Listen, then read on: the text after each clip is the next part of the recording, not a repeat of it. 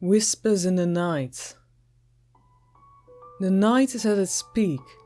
The moon is peeking out from behind Earth's shadow, creating a bright white silver. It could be thought of as God's smile as he looks upon his creations. Or maybe it's the devil as he looks upon our suffering. Who's to say? The pale light peeks through the curtains into a small bedroom, occupied by Charles Bradley. It doesn't make it far into his room, just creating a slight glow around the covered windows, as if it was a doorway to the ethereal plane. A soft green light paints his room as he stares at the ceiling. He shifts gently from side to side, eventually turning towards the source of the light. He squints at the neon numbers pointed at him. Shit, it's already 3 a.m. He says this to nobody in particular. The voice that escapes his throat is gravelly and tired. He slowly sits up in his ruffled covers and stretches his neck from side to side, electing a pop as he tilts his head to the right. Charles exits his bed and heads towards the door, connecting his bedroom to the main living space. As he opens his door, he has the shield opening from a cunning intruder with his shin. He feels a soft bump to his leg as he exits the room, and hears a loud chortle as he responds to the block. He bends down to pick up the black critter and lifts it up to his eye level. "Hey bud, did you miss me?" The cat meows softly and presses its face against his. A gentle rumble is proceeded from his chest as the pet purrs in its owner's arms. Charles shuts the door and brings his cat to the couch and sits down while holding his furry companion. The room is dim. The pale moonlight is desaturating the walls and items strewn about the living room, making everything look various shades of silver. The only source of light in his room comes from the blinking lights of the internet router. The bright blue illuminates the room, flickering off regularly to show the silver of the moonlight. The way the different lights create different shadows is surreal to Charles, making him think momentarily that he is in another dimension.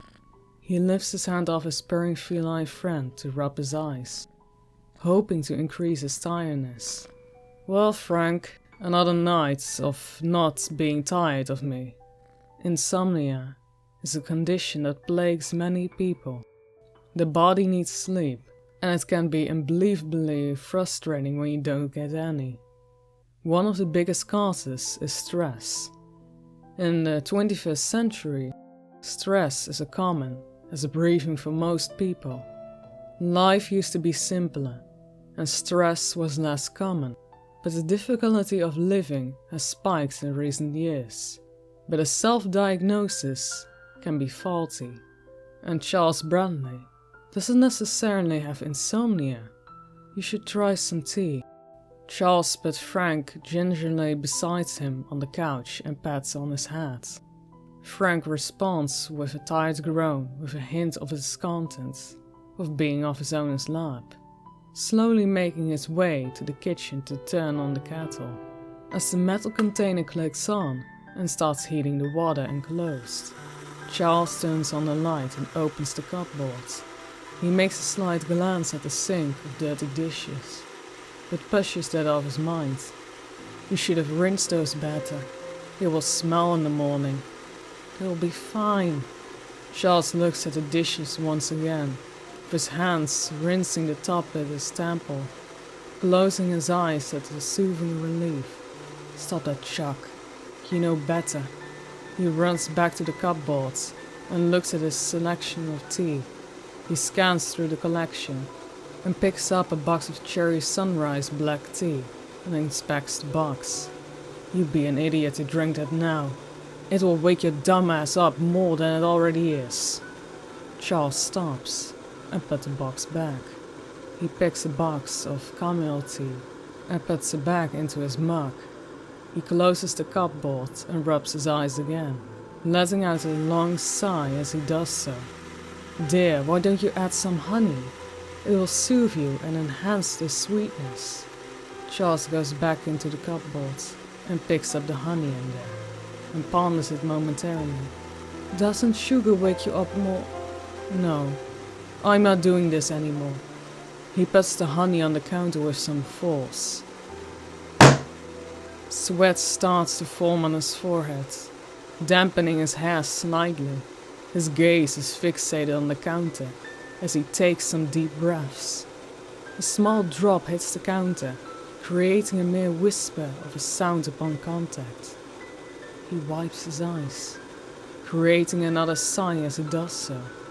Please stop. I don't want this. After a few moments of quiet breathing, he regains his composure and walks to the floor-length mirror next to the couch. He looks at himself and rubs his face in an attempt to quiet down his mind. When he wipes his eyes though, he catches something out of his corner of them. Something faint, like a blur. When he turns around, he sees nothing there. But still, he looks. He keeps seeing something in the corner of his vision. It keeps missing it. Like an object, just out of reach. His heart starts beating quicker as his breathing quickens. Unbeknownst to him, Frank, his cat, is looking at the same spot as his owner. Click. Charles jumps as the kettle clicks off. It scares him, but also makes him chuckle slightly. My tired mind is making me crazy, but... He says this in the direction of his cat companion, who simply tilts his head at his owner. Charles pours the hot, steaming water on top of the paper bag, wielded with dried flowers and leaves. As the water is poured onto the bag, the contents inside start to bleed into the water, the yellow slowly spreading through the mug. Before long, there's a pleasant aroma coming from the brewing tea. Without thinking, Charles picks up the honey and starts to pour some into the mug. He stirs it, watching the thick, gooey substance mix in and dissolve into the hot beverage in front of him. He turns the lights off and seats himself back in the blue flash darkness next to Frank the cat. He holds the mug in his hands, the heat rushing through his entire body. You better not be thinking of putting that in your mouth just yet. I'd be like putting your hand into boiling oil. Thanks, but I'm not that stupid. Could have fooled me. Charles rolled his eyes, blows on the tea, and wafts the scent into his nostrils. It's already soothing his mind and making him feel tired. But he isn't quite there yet. His mind is racing, and he is losing himself into the maelstrom of his thoughts. Before long, he is centered on his worst fear. Schizophrenia runs in the Bradley family. His father developed it, as did his father, and his father before that, with them along with himself. It starts with hearing voices, then responding to them, then to having full-blown hallucinations. Last year, Charles started to develop the first stage. At first, it started with one that would pop in every now and then. He didn't think it was anything major, just his own thoughts, but in a different voice. The voice said what he was already thinking, but then the voice turned into two. The two turned into three. It was at this point that Charles knew he was contracted with his family disease. At first he thought it was amusing. He would hear different voices, telling different things. Nothing major. Mostly they were looking out for his best interest. Hell, he even gave them names. Dolores was a nurturing woman who tried to take care of him.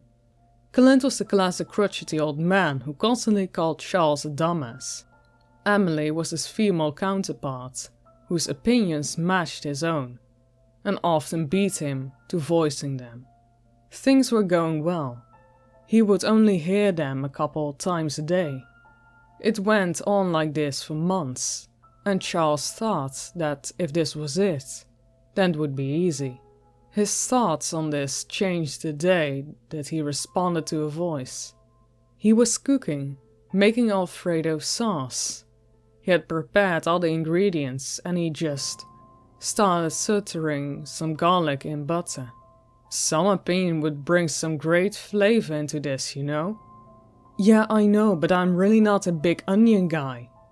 As soon as the words escaped his mouth, he knew it was a mistake. It felt like his brain was expanding and that his head would explode. There was an orchestra of noise in his head that bled for what felt like forever. But as soon as it started, it all came together into once. Consin's message. He can hear us. This was the beginning of the madness that kept him up at night now. He was finishing his tea. He had to keep himself to not respond to the voices. One of the last things his father told him was that schizophrenia got worse the more he associated with the voices.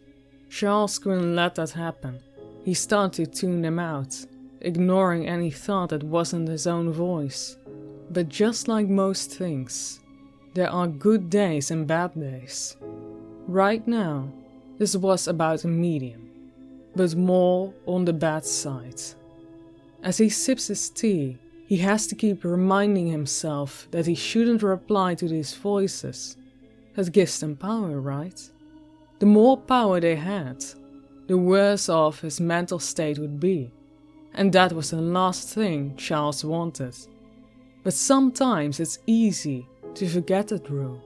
And he would respond. He didn't feel worse, but he didn't want it to get to that point. Charles finished his tea and heads back to bed, saying goodnight to Frank with a light headband. He's noticeably tired at this point. He will have a good sleep. He walks by a full-length mirror on his way to the door, paying no mind to it, as he only sees himself in a tired state. He misses those three figures standing in the mirror, watching him as he walks to bed. He doesn't see Dolores Carmichael in her favorite blue dress, the healthcare worker with a heart of gold, who dies from a heart attack. She just wants Charles to take care of himself properly. He doesn't see Clint James, wearing his dirty coveralls that he always wore while working on cars. Wore it every day until one of those cars crushed him. He knows Charles has potential and wants him to strive for better. Lastly, he certainly doesn't see me, Emily Collins. I was a teacher who pushed a kid out of the way of a bus when he didn't look both ways before crossing the road. Better that I got hit rather than him. In another life, Charles and I would have been great together. For what I've seen and what I've felt, I might have been Emily Bradley. I just want him to be happy. Charles isn't crazy, he is gifted. He can hear what we have to say, and maybe he can actually see us. Only if he tries to grow his gift. I hope that one day that can be the case, but I often wonder, why us? Millions of people die every day, so why can he hear us three? I do hope to figure that out. If I don't, it really is okay. My time has passed. It's Charles' time now, and I just want him to live.